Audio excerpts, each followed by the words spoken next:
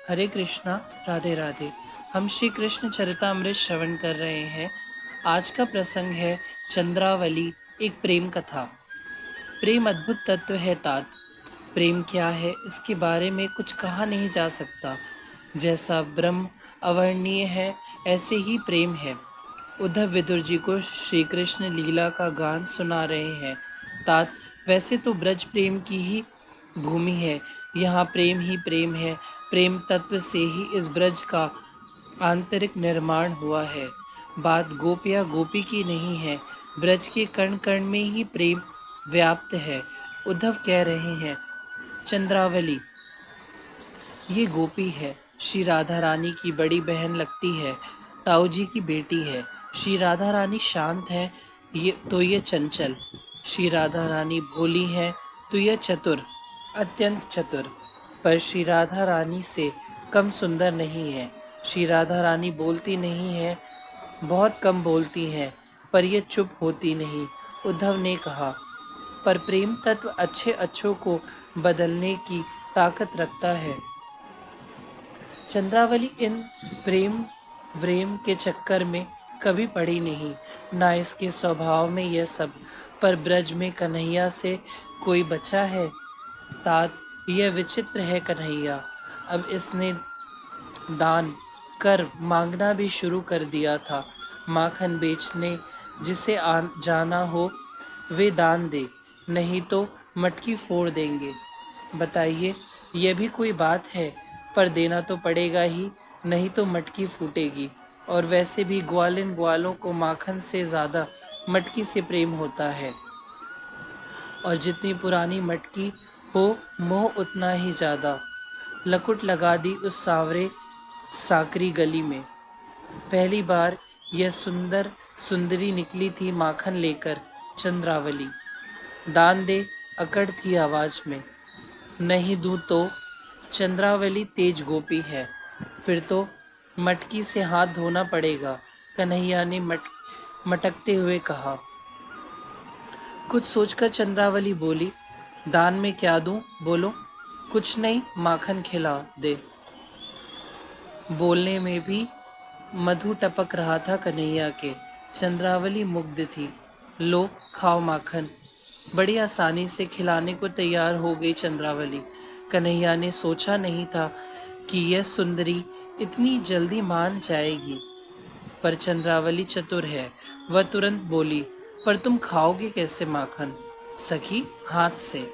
कन्हैया ने हंसते हुए कहा, नहीं नहीं, एक काम करो ना, वो रहे वट के पेड़, उसके पत्ते तोड़ लाओ, मैं बढ़िया दोना बना दूंगी, तुम खा लेना उसमें माखन। ठीक है, तू बैठ, मैं अभी आया। कन्हैया दौड़े वट के वृक्ष के पास और पत्ता तोड़ने लगे। उस दिन कोई ग्वाल सखा साथ में थे नहीं। गौ चराने के लिए उन सबको छोड़कर यह इधर चले आए थे। चंद्रावली ने अवसर देखा, उसने मन ही मन में कहा, मुझ चंद्रावली से दान लेगा? अरे जा, तेरे जैसे बहुत देखे। चंद्रावली तो चली गई। कन्हैया आए पत्ता तोड़कर, पर चंद्रावली तो है ही नहीं। समझ गए कन्हैया, मुझको छल गई, पर वह भी जानती नहीं है मुझे। मैं छलूंगा ना तो फिर वो कहीं नहीं रहेगी। और सच था, कन्हैया ने जब उससे छला तो वह कहीं की नहीं रही। उसे प्रेम रोग में ऐसा पकड़ा, उद्धव बता रहे हैं।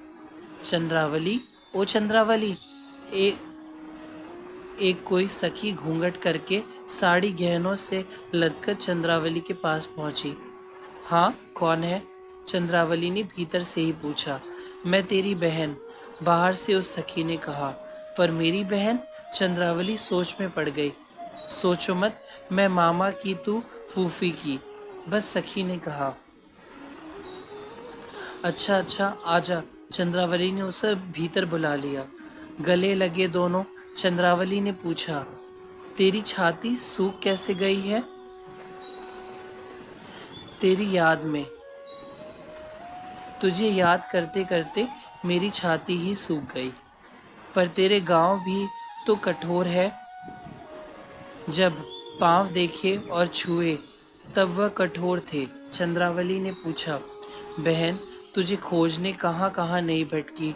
उस सखी ने उत्तर दिया, कन्हैया गले लग रहे हैं तात। कन्हैया के हृदय से जो लग जाए अब वह किसी और के और काम का नहीं रहता। रोमांच हो गया चंद्रावली को। आनंद अपनी सीमा पार कर गया। आन, आनंद तिरिक के कारण उनके नेत्रों से अश्रु बहने लगे। चंद्रावली अब उस सखी को छोड़ नहीं रही है।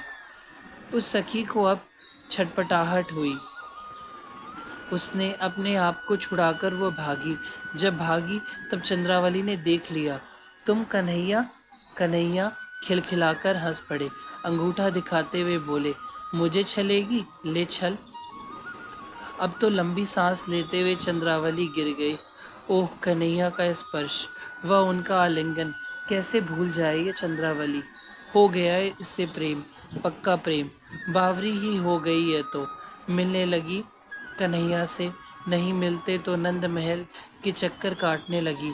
प्रेम जो कराए कम ही है। कन्हैया भी रसिक शेखर हैं।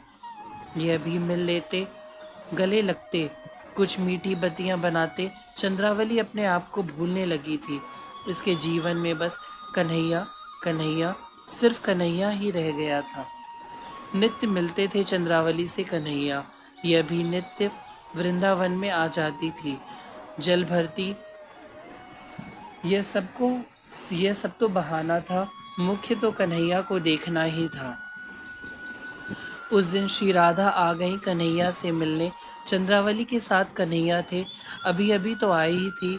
वह बैठी थी, बहुत देर से बैठी थी बेचारी। कन्हैया आए तो वह बावरी की तरह दौड़ी और कन्हैया को अपने हृदय से लगा लिया। पर तभी श्री राधा आने वाली हैं, यह सूचना मिली कन्हैया को।